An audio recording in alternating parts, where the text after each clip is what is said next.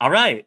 Welcome back to another interview. Today, I have a guest who is a writer, an online creator, and storyteller whose work has already touched hundreds of thousands of people with its honesty, insight, hilarity, and heart.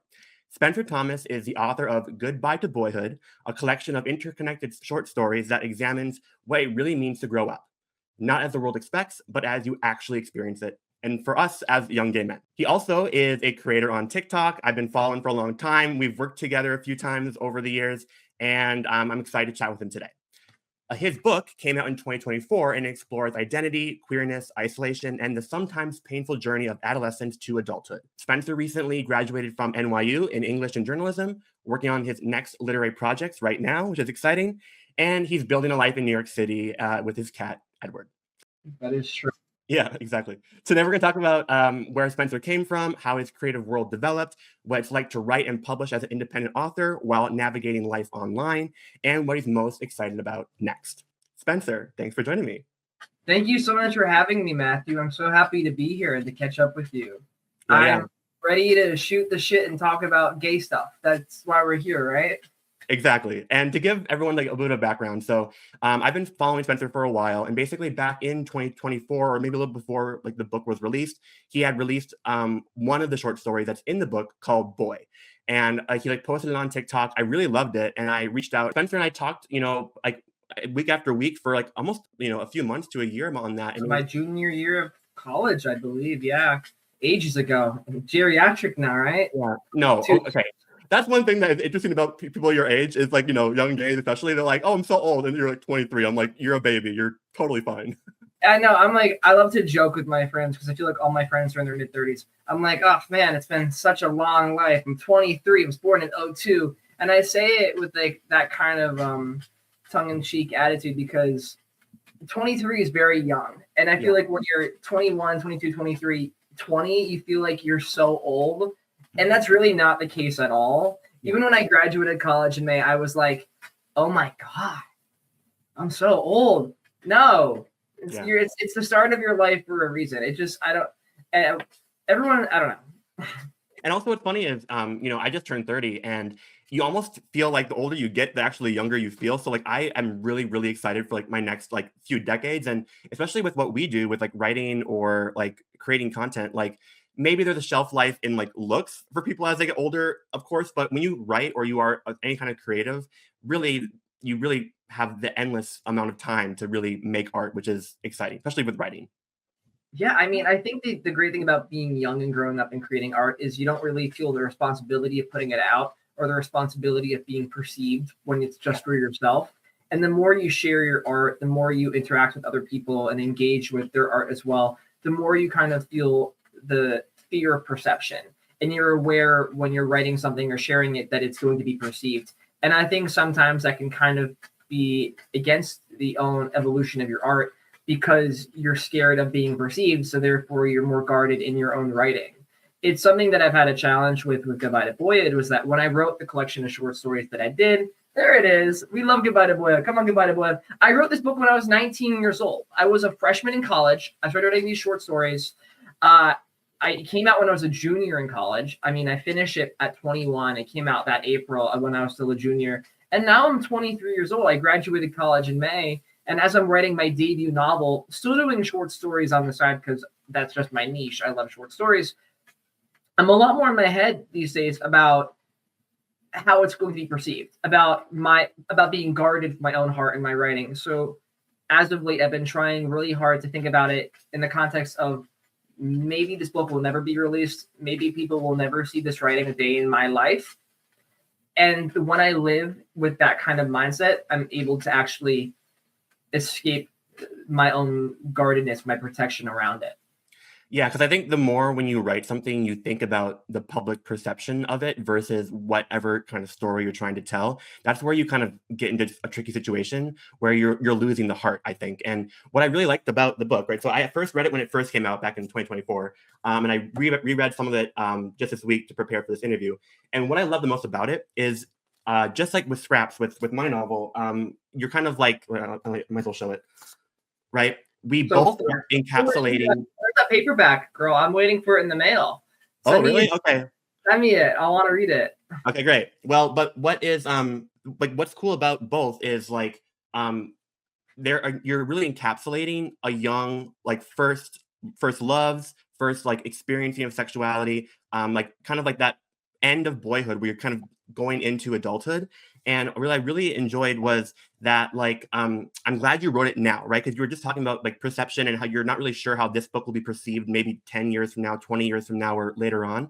But I think sometimes if people worry about how it'll be perceived eventually, they never make anything. And what's cool is you kind of made a time capsule of your thoughts and feelings at this time about the subject matter in the book, right? Which is so amazing. And if you had written this when you were 40, it wouldn't have hit the No, same way. no. So who knows? Maybe like, a decade from now, you may look at it differently, or maybe, oh, maybe I should have changed this word here or there. But overall, you really captured the time during that period, which I think is special. I appreciate you saying that. So one, thank you. But that is the thing with Goodbye to Boyhood that really haunts me is that yes, it is a time capsule of my life in college, of my experiences with adolescence when I was genuinely going through it real time. And so when I reread the book now, which I find myself doing often these days because I've been doing signed copies, which has been really exciting, and I'm shipping them out myself. Like I have the index cards here, I have the books here, I have a little makeshift setup in my office where I'm signing the signed copies, I'm writing the personalized letters, and I'm shipping them out myself. Right, team of one. We're a strong team of one over here. And as I do it, sometimes I just kind of skim through the book that I'm sending out, and it's like, yeah, I really laid it out what I was thinking at 19 in every way, shape, and form at 19, 20, 21. And if I put it out any later than I did, then I would have second guessed it and it Yeah. wouldn't be what it is. Goodbye to Boyhood, I think, as the author of it, is very raw. It's polished in some places, unpolished in others. It captures a very intense view of the world. It's very black and white and like it's all or nothing, do or die. And I think that's the mindset that you have when you're in college. You feel Yeah. like everything's riding on this one thing. And if you don't get to that one place, that one mountaintop, that's it. Curtains closed. Obviously, I've come to understand nuance and I've grown up more since I wrote these stories. But the word time capsule is a great way to put it. Mhm. Goodbye to Boyhood is a time capsule of being Yeah. in college. And I think 10 years down the line, 15, when I've written more books and my career changes and shifts and whatever, even when we reflect back on this very interview, right? Mhm. I'm not going to be 23 forever. You're not going to be, what, you're 25, right? 30. 30. Come on, triple digits. No, not triple digits. Come on, the big three now. Oh, happy birthday. Thank you. When's your birthday? April 4th. Okay, April 4th. Okay, my Yeah. mom's is April 2nd. That's coming up. What are we doing to celebrate you? Sidebar. Ooh, well, I would love to travel globally. I would love to go to Italy. I have not been to Italy. I've been to Europe, and been to Korea and China and England and um, where else? And Luxembourg, but I've not been to Italy yet. So I really would love to go to Italy. Maybe this year. That'd be great. I think that is in your cards. I can see that for you. I have a vision. Okay, happy early birthday to you. I think you should make that happen. I believe in you. Yeah. But to get back to what I was saying is what we're creating is time capsules of who we are when we're in that moment. And that's what art is. It exists, it changes with time, and we can look back at it and it can capture a certain era and it could reflect who we are then and who we are now. And so with Goodbye to Boyhood, it captures college. It captures the experience of transitioning from middle school, high school, elementary school, from your early ages into college, and the prospect of what comes after. Yeah. And I'm currently living in what comes after right now, real time. So I've been writing about that experience a lot lately, the post grad experience, post grad life. But I think for a long time I was really hard on myself about Goodbye to Boyhood because I felt like I overshared. I felt vulnerable with it. It was really hard. It was like my heart on my sleeve. It felt really hard when it came out to talk about it because it was still so present to my life at that time. And Mhm. now, as I'm looking back at it and the book's grown and it's become part of other people's lives and their stories, I feel a lot more comfortable with it because when I reread the book, I don't relate to it anymore the way I did. I don't Mhm. feel the feelings the same way I did. I feel like I've grown up. And in part, that was due to writing it, where it was a lot of closure and catharsis for me. And I'm Mhm. pretty sure I say that somewhere in the book. Mhm.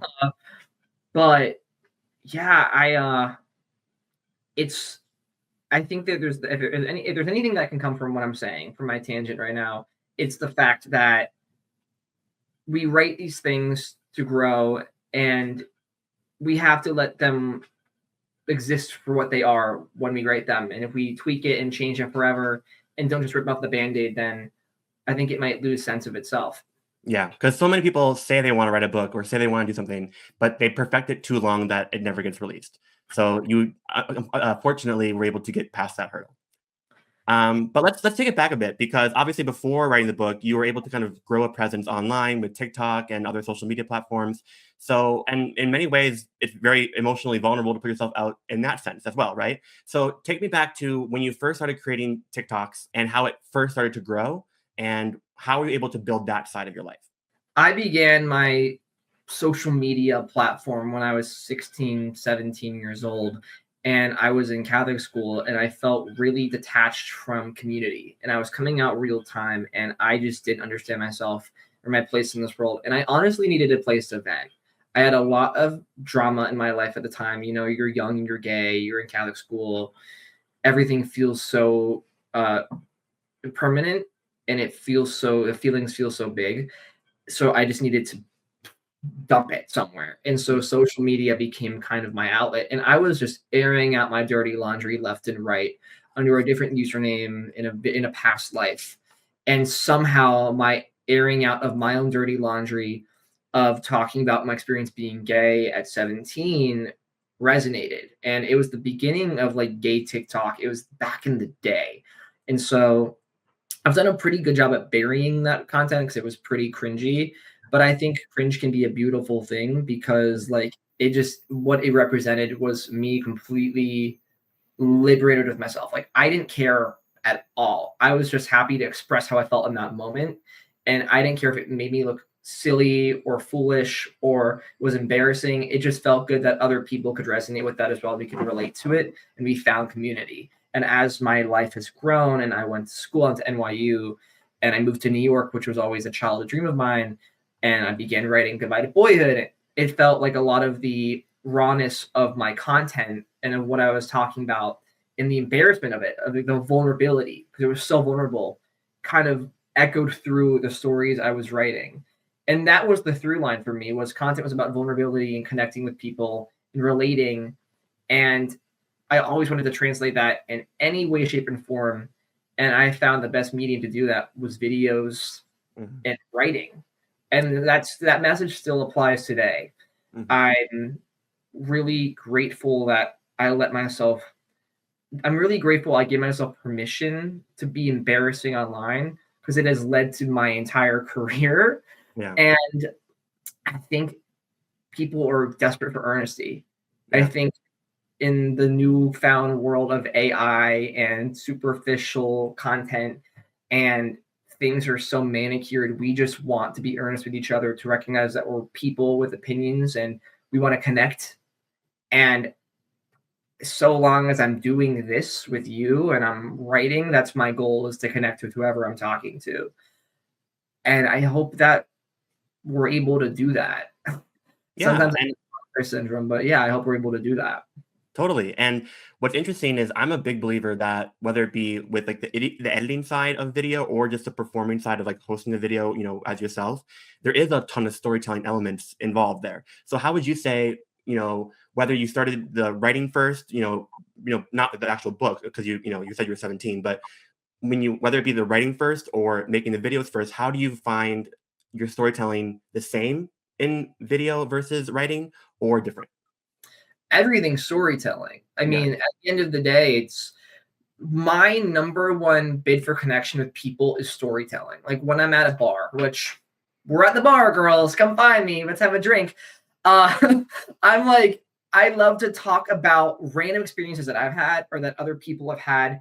And that right there is connection, right? Storytelling. And so whether it's something that happened to me or my friends talking about something that happened to them or relaying information, gossip is just relaying of information. And gossip is not a bad thing. Gossip is just, we're talking about something. Doesn't have to be Mhm. negative, but we're talking about something else. We're sharing a story. All of that is storytelling. And so when it Mhm. comes to video content, if you're putting yourself online remotely, there's a narrative within that you're telling about yourself, that you're giving to other people, that's being perceived, that's all interacting at once. And simultaneously, when I'm writing, it's the exact same thing in a different format. So, and I would even say for you, Matthew, you're a chef, right? A professional chef, mind you. And so when you're curating content around cooking and you're growing your platform, he's also a very good chef, mind you. I haven't tried to we've been internet friends for years, but I'm assuming it's very good. And I've seen the content, it's great. And it's like when you're doing that, that is a story in itself, like of why this recipe, how did we get here, and like where are we going? That's all. So my answer to your question is a little like loosey goosey, but I do believe that everything stems from storytelling, and that is also the most interesting thing that we have to offer each other is our ability to connect through modes of stories, because that also can reveal a lot of vulnerability about yourself and other people without objectively saying how you feel. Like the story can speak for itself. Yeah. And also with like, when making videos, like you sometimes either you have like a pre-planned story for the video, or it can kind of, you just being open and vulnerable can kind of reveal story as you go along, right? And people relate, like people can project a lot onto you if they are gay themselves or not gay or whatever. But yeah, like I think I like the connection between what you write, where it's more controlled, you're editing it, versus TikToks where you're more free. It's like two different sides of storytelling, which I think was probably good for your brain to stretch both sides. Yeah, absolutely. 1 second. I need to sip from my giant water bottle. Isn't this ridiculous? 96 ounces. I just have a tiny one. We'll both do a water break. I should have not bought this. My mom encouraged me. We were at Target and she was like, "Oh, buy this water bottle." I'm like, "I think it's too big." She's like, No, buy the water bottle. This thing's stupid. I lug this around on the street. It's hard. I'm like this. Like it's like my little my lantern in the night. Like I'm Paul Revere. But if you do finish all the way through the water, then it's like, you've for sure have gotten your daily allowance of water you need, right? I drink like 8 of these. It's like not okay. bad. So then you're good for sure. I'm hydrated. My pores are very porous. But that's a really great point. Back to what you were saying, is we have to stretch our brain in any way we can. We have to allow ourselves to grow, and whether it's writing or video content or even a simple matter of reading, like guys, you got to read books. Like I don't read enough, but I'm trying to read more. Like I have like a list of books that I'm going through. So please give us recommendations in the comment section. It's a matter of giving yourself permission to try every hat possible in order to get to a more full version of yourself. And I think that's a really beautiful thing. Do you have any certain books that are on your list that you're excited about? Like right now, I'm reading through the Heated Rivalry series, Game Changer series, and I've also been reading all of the. I'm a big fan of like Avatar: The Last Airbender. They have all like the novels, so I'm like reading those. Yeah. Do you have any books right now that like are on your to be read list? Well, I'm going to get coffee tomorrow, sidebar, with a book talker named Cody in New York, and he recommended a book called Martyr. I've never read it. I've never heard of it. But he said to check it out. So he's going to give me his copy tomorrow. And I kind of like going into books blind without any idea of what I'm getting into. I'm also currently reading The God of the Woods, I believe it's called. Super interesting third-person novel about this. It's basically about a summer camp and people go missing. That's the very basic minimum of what's happening here, but it's a lot more complicated. Multiple POV, which to any writer who's listening is really hard to pull off. Really challenging, especially when it's like 8 POVs. And this book's doing a great job at it. So I'm pretty interested in it. So I'm reading that too. Interesting stuff, right? I'm trying to read more. But my number one go-to book that I reread when I'm trying to get myself in the writing rhythm will always fall back on Running with Scissors, which is a memoir by Augustin Burroughs.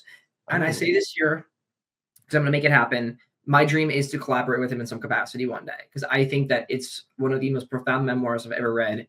I read it when I was 13 years old. I was very closeted, but my teacher came over to me and she said, "Hey, I think you would like this book." And she was like, "I don't think it's appropriate, but I think you should just read the book." And she gave me the book. I read it within 2 nights. It's a memoir about growing up, about gayness, sexuality, about like family dynamics, and like it's very uncomfortable. But I thought to myself that if you're able to take something so uncomfortable and make it into great art and find catharsis in it, then that's it. That's the dream of any author. And so that was my favorite book growing up. I still reference it so much in my own work, and I read all of his memoirs. His other memoir, Dry, when I was like 13, reading about like sobriety journeys, and I was like, it was just, I don't know, it really was formative for me in my early years growing up. I don't. Do you have a book like that, Matthew? Formative. I really loved the Chronicles of Narnia growing up. That was like probably my first full series that I read, and I'm a big fan of like I love series like when there's 5 books, 6 books, 7 books in a series. I just love continuing with the characters, and so yeah, the Chronicles of Narnia was the first one I read, and then the series of Unfortunate Events, and Ah, then I loved the series of unfortunate events. That was my everything growing up. Harry Potter, of course, before all the stuff today. Um, I Yeah. really loved the Percy Jackson series. There was the series called The 39 Clues. Don't Um, know that one. I have a niche one for you. Do you know the Grimm sisters? no, but I think I know the Grimm's brothers because actually I wasn't in your book you mentioned like that your grandma talked about like the Brothers Grimm stories. And when I Yeah. was in high school, I was in my high school speech team, and we would perform the Brothers Grimm fairy tales like for competitions. So I read that, I was like, oh no way! So I'm guessing it's about like maybe they're forgotten sisters who talk about the same stories or go on adventures with stories, or what is it about? It's weird. It was one of those childhood books, like a series of unfortunate events that was super niche but popular, and I read it through in like one sitting. I used to love those books. It's so random. I'm sure someone has read them before. I've It's heard of kind of them. the Brothers Grimm. It's like I guess it's like the Brothers Grimm like great ancestors, the Grimm sisters, and they're like it's like the meshing of like real world and fantasy. But I think I've mentioned to you before that a lot of the foundation for my work as a writer came from fantasy, and it came Yeah. from Grimm Brothers fairy tales. Because when I was in like breakdancing class at 8 years old, I was a breakdancer, short-lived hobby. There was this like Grimm Brothers book in the lobby, and I just took it. So it was like one of those free library things. It was like this massive book, and I used to read through them at night. These stories were pretty morbid, but I found them so interesting. And that's why in Goodbye to Boyhood, there's an entire kind of homage to the style of fairy tale writing within The King, their third short story, where it's almost like half fairy tale, half harsh reality. Because I think that there's a reason fantasy fairy tale type stories are so popular, and that is because they hit the jugular in some way, shape, or form, and they can extend across all ages, even if they're drab and dark and mysterious and have no personal connection to your life whatsoever. Um, and I think in any coming of age book, there is an element of fairy tale within that because Mhm. it's the reckoning of like what you wanted versus what actually happened. Yeah. So that's why that story partly exists was because of my love for fantasy. I Mhm. don't really read enough fantasy. Sorry, not to keep going. Uh, I should read more fantasy these days. I really don't, but I probably should. So, and I'm You sure should. you have. I love fantasy stories, and actually, this is the kind of a side, thing tangent as well. But have you ever played D&D, or do you know of D&D at all? I'm a huge fan. Oh, I know you're a huge D&D fan. Speaking of Yeah, D&D, I've never played it, but there is a drag tour going on where the drag queens will be playing D&D across the United States. You know what I'm talking about? Did I you see don't. this? But there was like a Dimension 20 show called Dungeons and Drag Queens where they had them on, and that was incredible. But it makes sense. I mean, it's like, I feel like you said that fantasy is getting bigger and bigger and bigger, and Yeah. D&D is a very fantasy like based game, and it's very all storytelling. So I think if you haven't played, you would love it. Um, and yeah, I was just curious if you had played or heard of it. No, there's I'm gonna find the name of the queen who's Mhm. doing it because I'm obsessed with her videos and I'm completely blanking on her name. It's like, what is her name? It's like, oh my god, she's so good. But I'm gonna tell you what it is because I think you would love it. Okay. Oh yeah, it's Miss Mamshi. Miss Ooh, Mamshi? I don't, She's but I will write it down I and love look up. I'm a fan of her. She's doing an entire tour that's like a D&D tour, Ooh, with Dungeons& and Dragons, where I believe they're playing Dungeons& and Dragons on stage. cool, Maybe I read that wrong, but I'm like 99% sure that's what's happening here, cool. according to the promotional posters. So I will get you Well, information on that later. okay, great. Yeah, text it to me, and then in your free time, I say look it up because you would like it. Oh, yeah. I'm You even bet. like considering getting like a group of like other gay creators and like making like a D&D show because I feel like a lot of gay guys and a lot of like other writers or creators also really love D&D, and I think that's like a really great way to like collaborate and tell stories. Anyway, okay, so Back to like again, like this mixture of like writing and creating on like online. You did a lot of this like while you were in school, right? And now you just graduated and you're like freelancing, but Yeah. that's a lot to do at once. Writing a book, trying to get a job, maintaining a social life, going to school. How did you do it all, and how did you either survive burnout, experience burnout, or get over burnout? Oh, I burnt out. That's why Yeah. there's not another book out right now, because the book came out in 2024. It's 2026. It's almost been 2 years. Mhm. Like, I was not ready after Goodbye to Boyhood came out to write another book right from the jump. And I know you have authors who are able to quickly do that, but for me, I needed to take some time to breathe what I created and to give it life and space. And now I'm in a point in my life where I'm really locked in on the debut novel. Like, this is my bread and butter. It's what I think about every day of my life. It's what I'm working towards for the next few years. It'll come out, I'm gonna most likely say, by the time I'm 25, which is in Okay. 2 years. Uh, but it's I had to take time, right? I was also working the entire time that I wrote Goodbye to Boyhood. My first ever job, to anyone who does not know, was, besides working at a restaurant in high school, which was crazy because I was a bar back, so I was illegally serving alcohol. Mm. Um, Great time all around. Was I was behaved though. I kept it cute. I kept it cute. But I was put into a very mature job at a very young age. I was the bartender. Uh, Yeah. Interesting. so besides the point, it was my freshman year of college, going to my sophomore year. I was at the Empire State Building. I did their social media, so I helped. I mean, all the. I'll say here first, all the Taylor Swift TikToks you've seen on the Empire State Building's account, that was me. Yeah. Not just me. There was a team of us, but I contributed to that. And Yeah. I'm not under an NDA, so I can talk about that. Yeah, I did that. We did Stranger Things. We did all sorts of projects. We were working with, like, coordinating with the celebrities to the building, from base to the top floor. Like, I did all of that stuff when I was going into my sophomore year of college. So I helped them with their creative strategy, and helped them with their videos. We've talked about that before, I'm assuming. Yeah. I think, yeah. And then after that, I was working for a company that was like belongs to Shark Tank, which was super niche and interesting, and that was super intense as well. And then I did other, like, little freelance projects here and there. I was a cashier at one point. Mhm. I did a TED Talk halfway through college in my junior year. That was something that happened.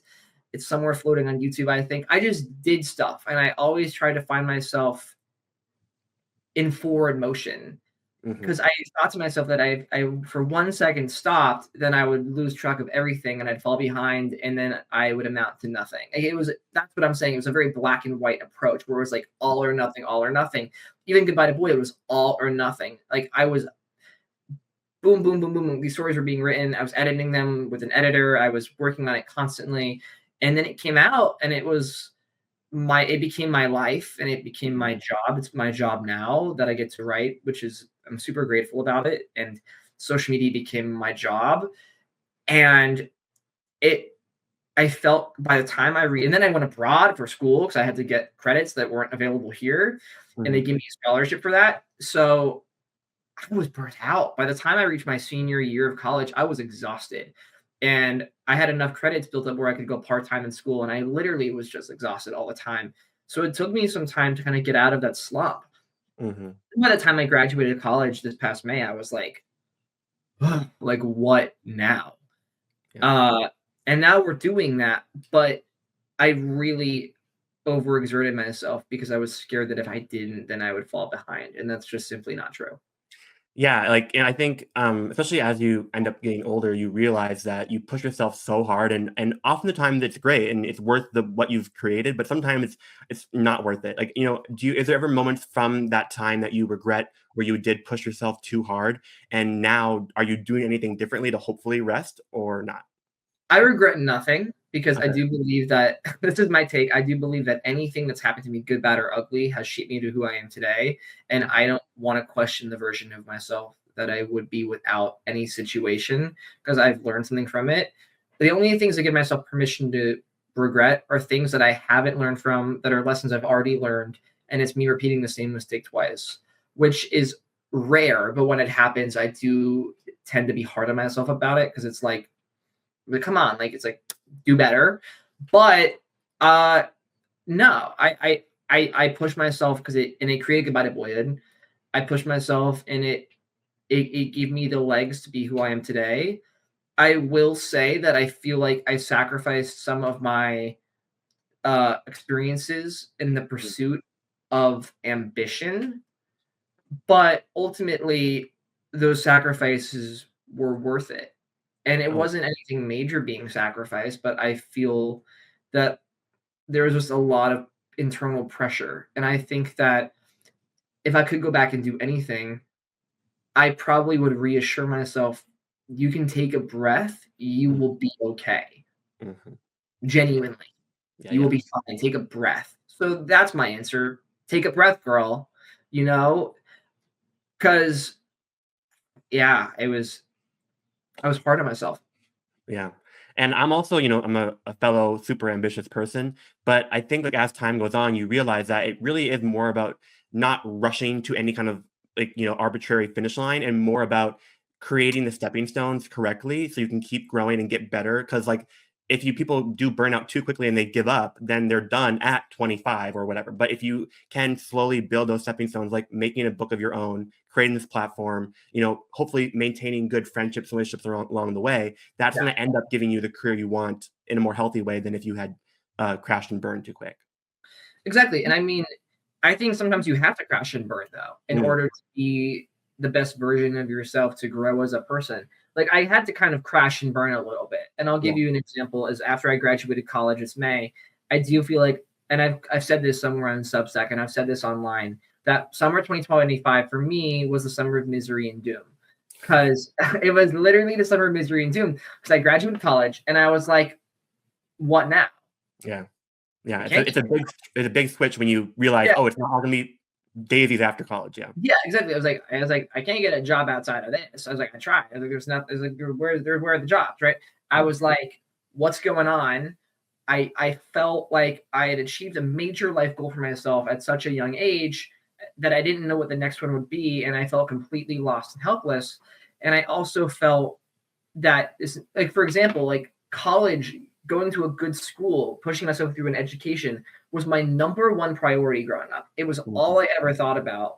And that's why a good chunk of Goodbye to Boyhood is about saying goodbye to this thing that you never really felt like you embodied or had in the first place, that being boyhood or the fulfillment of experience, because you were living somewhere else while you were in those experiences. Yeah. I spent so much of my life living somewhere else, living in the future of the life that I currently have. Mm, And I did that because I didn't want to be in that place where I was. I didn't want to be in a small town in the middle of nowhere. I didn't want to be gay in this small place. I wanted to escape it. I wanted to run away. I wanted to be a writer. I wanted to create stuff. I wanted to be this.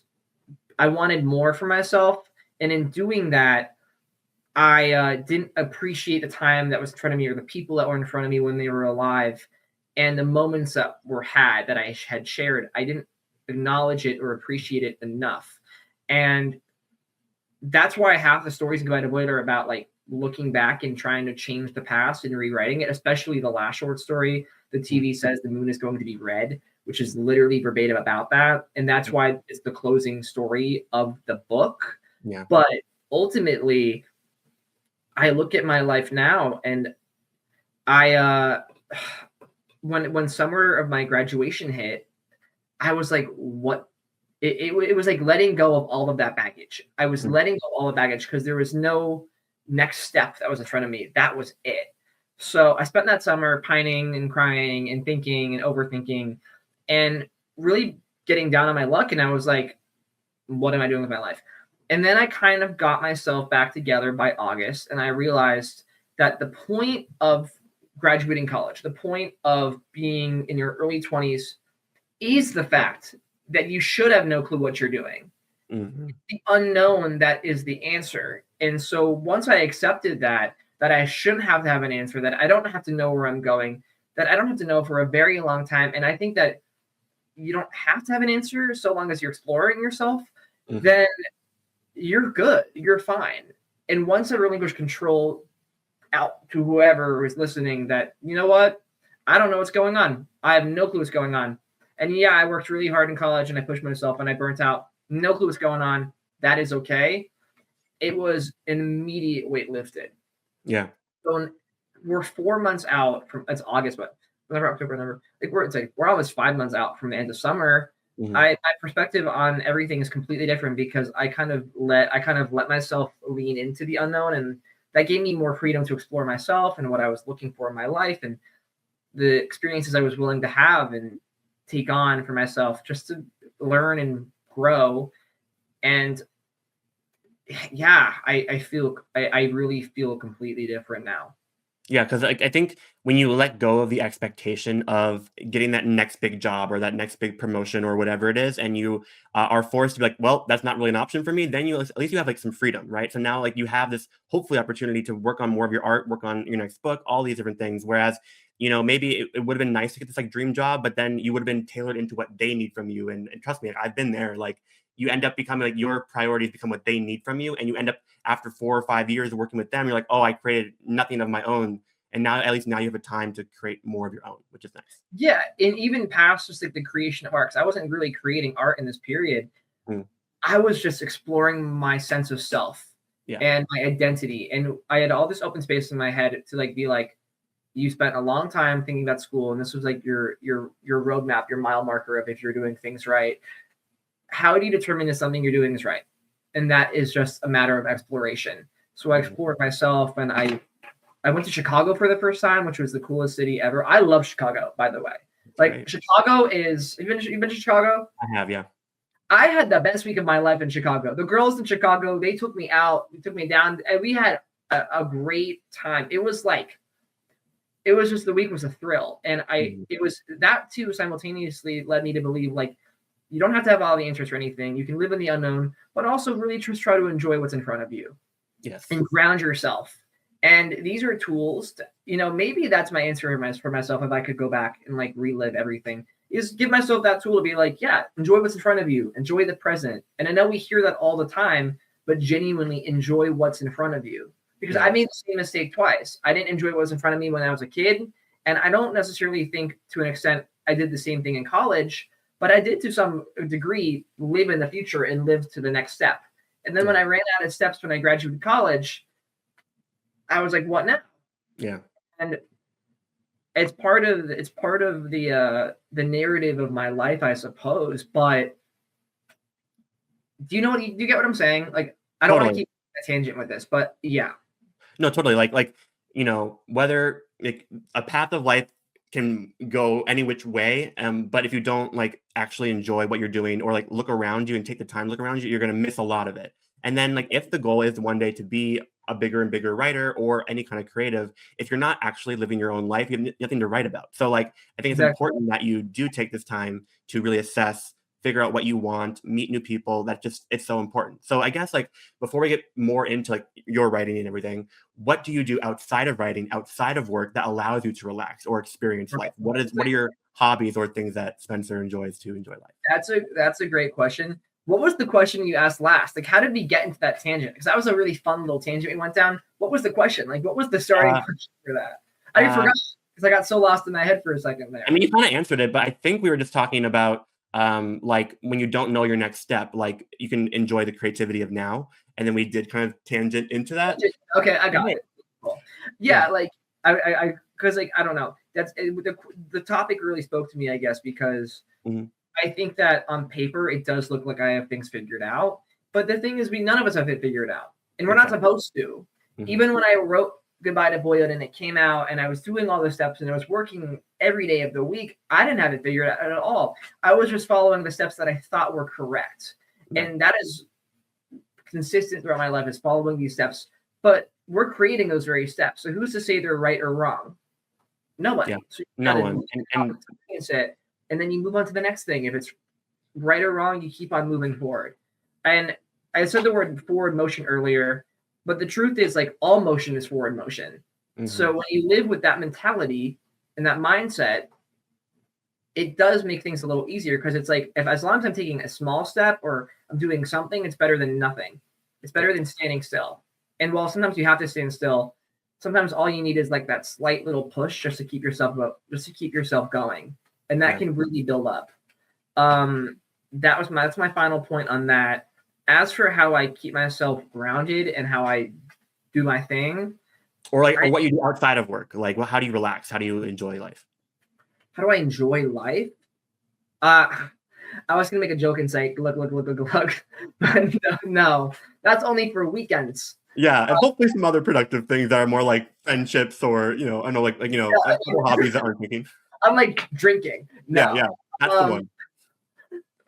no, in my life, I really enjoy hanging out with my girls. Like, I mean, I have a really great social circle of friends that I hang out with whenever I can. And I also have really found that routine is the one thing that keeps me going. And I never thought I would have routine because I was the kid in college who would sleep from 4 a.m. to 3 p.m., wake up out of bed, roll out, go to class, and I would book myself for the later classes only if I could, and then go back to bed. Like I was napping down. And that's how I rested throughout doing everything that I did, I guess. But now it's like I had routine. I get up in the morning, I go to hot mat Pilates. Yes, Oh. hot mat Pilates connoisseur.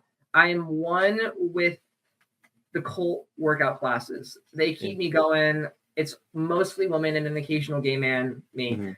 And we have a great time. And it's like you're pulsing with the ball, the band, and whatever. And I'm like literally like doing the thing. It's pretty intense, but I live. And then I go to the gym after that and I do my entire routine. Then I sauna, shower, change. Then I grab a coffee. I go home. I sit at my computer, do my work for the day. And then I usually have something going on at night. So I have a routine that I've created for myself because I do work from home and I do mostly work from my computer. And I don't have one obligation to be in one place or another. Right. So that routine is what keeps me grounded. It keeps me going. And I try to like balance out I spend majority of my day alone, which I prefer to be alone most days. And then at night, I like to do stuff with people. But I like to be alone for the day because it lets me sit with myself. And I like talking to strangers. Like I feel like I'm very chummy with all the people that I meet in my little morning routine, which is nice too, because we're all kind of like ambivert people just doing their thing, but also enjoy the social camaraderie. Yeah, I'm with you there. I'm a big like routine's really important, and I enjoy doing my like solo stuff during the day, and then enjoy social things. For me, like it's like CrossFit, D&D friends. I have like queer sports in town, like softball, dodgeball, and like other like dinners with friends in the evening. Because then it's like that's my way to like socially recharge, but get what I need to get done earlier in the day. Yeah. Wait, I kind of want to do a gay dodgeball league. I know I have a friend who does it. You need to. He does kickball too. I'm like, gay dodgeball sounds so ridiculous and fun.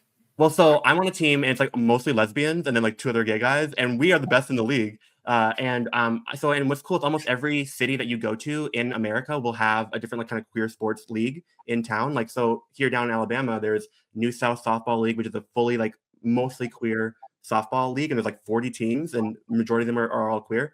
And then we have a hot mess, which is like dodgeball, volleyball, kickball, and like a horseshoe or whatever it is.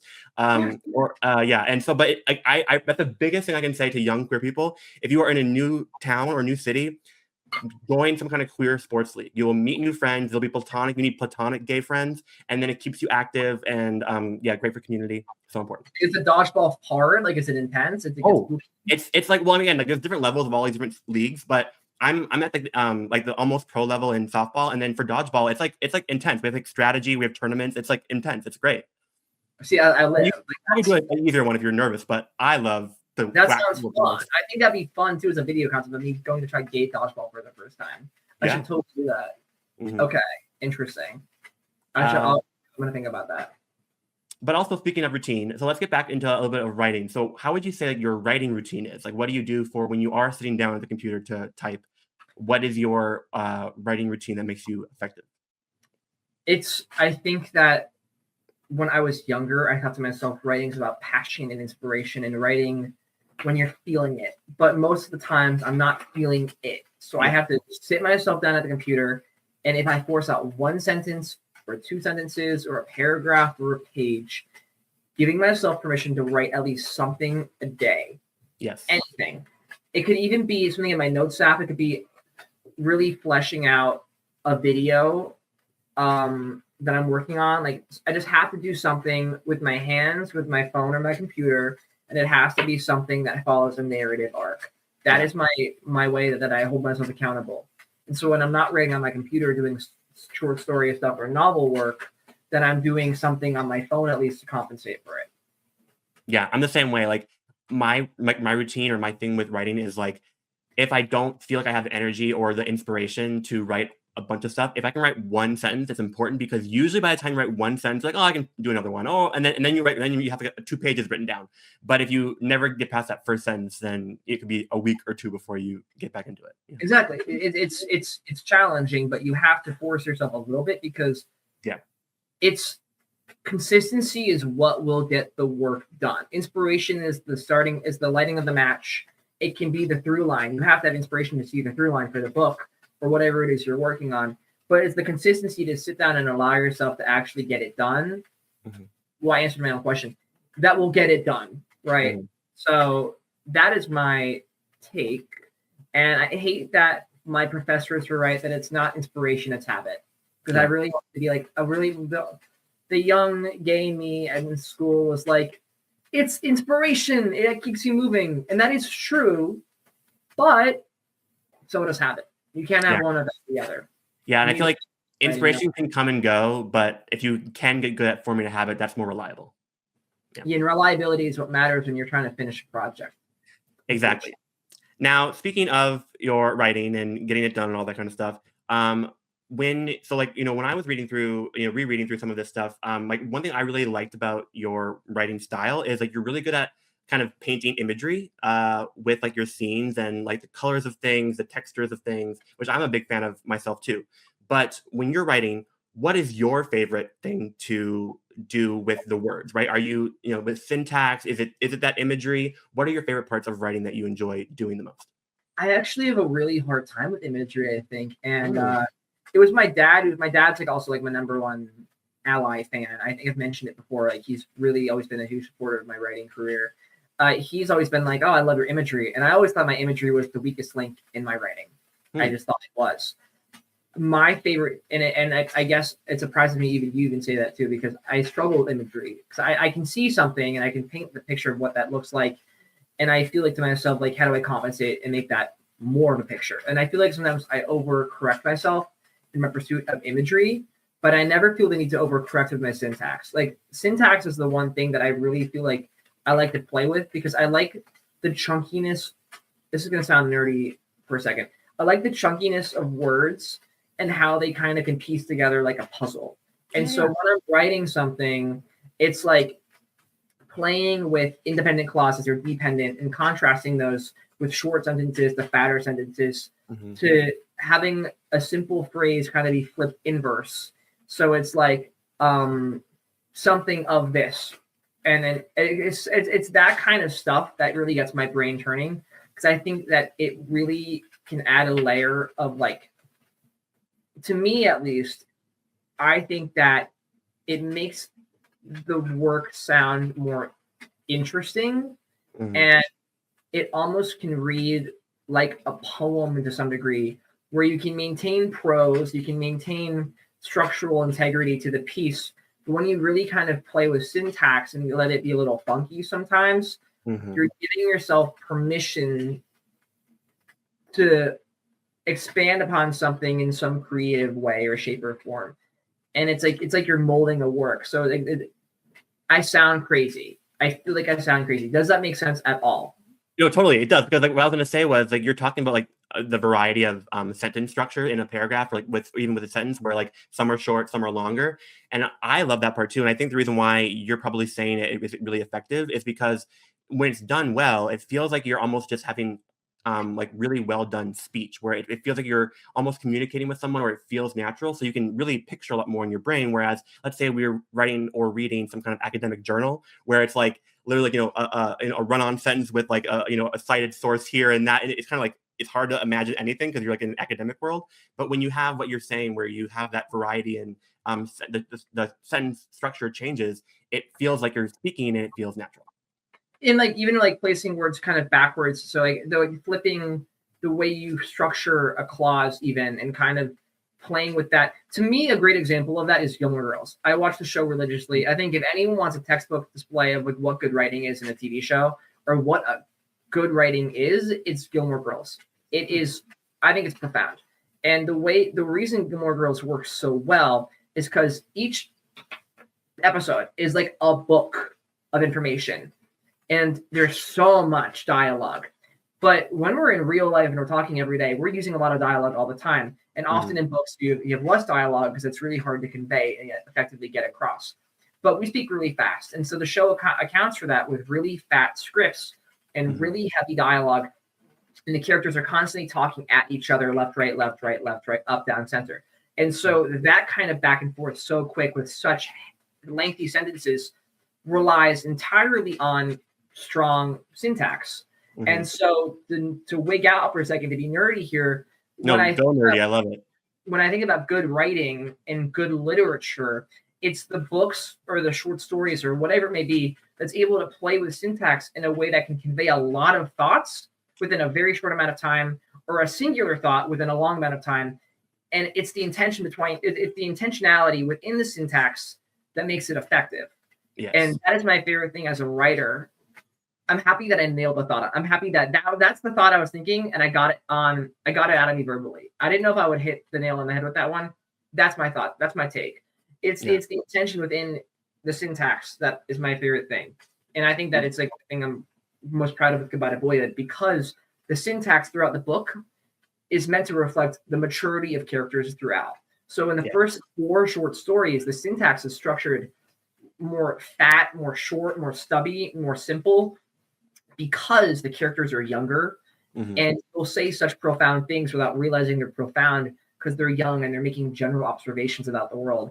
And when you get to the 9th short story, which I think is probably the most popular one in the book, Boyfriends for the Night, the syntax it's very poetic. It's long, it spirals, it's multiple thoughts contained within one singular sentence, or multiple images and thoughts and observations, and a sense of overwhelm within a back and forth dialogue. So you're able to explore the intentions of a character in their head space based on how you structure the syntax as well. There's like a real physicality to it. And I am done nerding out. That is my touch of the tism for today.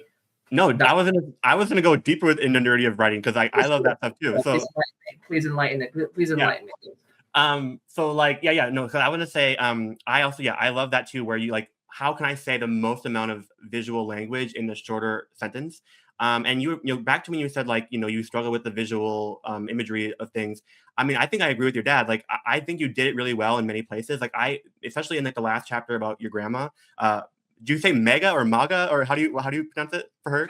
And in the book, I mean, I changed her name in the 10th short story because my grandmother, when I was growing up, we called her Maga. Obviously, MAGA now is MAGA, Make America Great Again. But the reason we called her MAGA was because when I was a baby, I was trying to say grandma, and for some reason it came out MAGA and PAGA for my grandparents. And so they just became MAGA and PAGA. PAGA died when I was in 7th grade, and that was really hard on my family. And my grandmother MAGA died when I was a freshman going to my sophomore year of college, which was really hard. And so the short story, The TV Says the Moon is Going to Be Red, is a fictionalized account of my relationship with her, told through this fictional character and his brother and their dynamic with her. And so Jake and Reed. When I read that short story, I can just read the parts of myself that were myself writing it and the parts that were the fictional character that I was writing about, because that short story is very much on the nose with like the real life narrative of what happened, the account of what that experience actually was. That's one of those ones I have a hard time going back to, because I can't help but not compare it to the real experience. Yeah. And the fictionalized account that was tweaked and altered into that. It's probably the most auto-fictional story in the book. Yeah, and actually, what's interesting is like, so I read it when the book first came out, and then I read it again, this week. And what's interesting is my grandma died in between. So like, when I read it the first time in 2024, she was still alive, and then now reading it after, it's like actually, I definitely had a different perspective reading it, which is really interesting. But my point of the visual language though was like in that chapter, you did really good of like, her like wrinkly hands, like, or like her cracked like red lips, and like the ripped up half banana that was now rotting in the trash bin. So like, to me, those are really great visual imagery moments, and you didn't go on and on and on, which, so I think like, I would, of course, if you want to grow in that, you can, but I think you did a great job of like communicating visual images that really set the scene of where you're in that hospital room without having to go like for multiple paragraphs, right? Yeah. So yeah, and then I guess like we are getting kind of towards the end, but and we've talked about Taylor Swift in the past, but you also mentioned her as like an inspiration to you in writing. So how would you say, well, one, like, you know, your fandom history with Taylor, and then how did she affect your writing, and how would you want to talk about that? When I was growing up, I don't feel like there was that many options for music I was exposed to in a small town, and Mhm. Taylor Swift was like just beginning her country days. So I found a lot of comfort in her experience talking about love and adolescence. And as I grew up and her artistry evolved, I found myself really interested in her experiences as I was interested in her writing. And so when Goodbye to Boyhood came out, I was listening to so much Evermore, which I believe Evermore is her magnum opus. And I think Yeah. it's her best album, point blank period. And I would even say Torture Poets and Folklore are probably close as well. Hmm. I think Torture Poets is a real grower. More on that another time. Hmm. But that was what inspired me with Goodbye to Boyhood, especially was like the earnesty and the ability to be vulnerable and turn that into art. I think it's such a powerful thing. That's why I also watched the movie Hamnet like last week and I cried hysterically. I've never sobbed in a movie like that in my entire life. Like I have never sobbed like I have in Hamnet. I was like shaking in the seat. Like it was bad. It's because I love when you can channel really heavy things into art and find catharsis in it, right? Hmm. As for my writing now and for my next book, I feel that I've really expanded my repertoire, my roster of artists that I take after that I'm really inspired by. Like right now, my number one artist is Ethel Kane, and I would also say the same thing about C Rose. Do you know who C Rose is? No, but His I'd name, love to know. his name is Alec, but his stage name is C Rose, and his album just came out, Death in the Business of Whaling, his sophomore album, and it's incredible. And it covers like the feelings of being stuck and overwhelmed and feeling almost like you're the person inflicting harm on other people unintentionally, but you continue to do so. It covers so many feelings, and I feel like I've really found myself just like collecting music these days Yeah. because it has been really helpful in my exploration of this next book, which I'm working on right now. Yeah. Well, because also it's interesting, like that you say music is such a great inspiration for your writing, whether it be Taylor or Ethel Kane or this other artist. Because it's the same thing where it's like they have to communicate so much visual stuff in very a small amount of words, right? So it makes sense that it would be so inspiring in a writing sense as well. Absolutely. Um, okay, so you know, what can you say about what's to come with the book? You probably can't talk too much about it, but what can you say, or what are you most excited about for it? I'm most excited for what it represents in my life because if Goodbye to Boyhood was my take on the beginning stages of growing up in college, this is like what comes after. It's everything I'm proud of Goodbye to Boyhood, but more mature, Mm, more, I would say it's slightly darker. I would say more self-aware and honest because I have the foresight of being older and semi-wiser now. It mhm. is there's a lot more layers to it as well. And I really can't say too much. It's gonna I mean, when the time is right, you'll know. Great. But it's what I need to write right now. That's how I'll put it. Which is how writing should be, right? Yeah, absolutely. Okay, well, so and you said that you're hoping that that comes out in maybe like 2-ish or so years, but what's your larger goal for your life and career? Like any big goals for Spencer Thomas that he's aiming towards? Yeah, Spencer Thomas. Mhm, The mhm, goal of my entire career is to just create great stories that can resonate, that can be told and passed down to other people that they can take and interpret in their own way, shape, and form. I think part of that includes a book tour one day down the line. I would love to meet people and talk about writing and their lives with them and get to know the people that I can interact with online.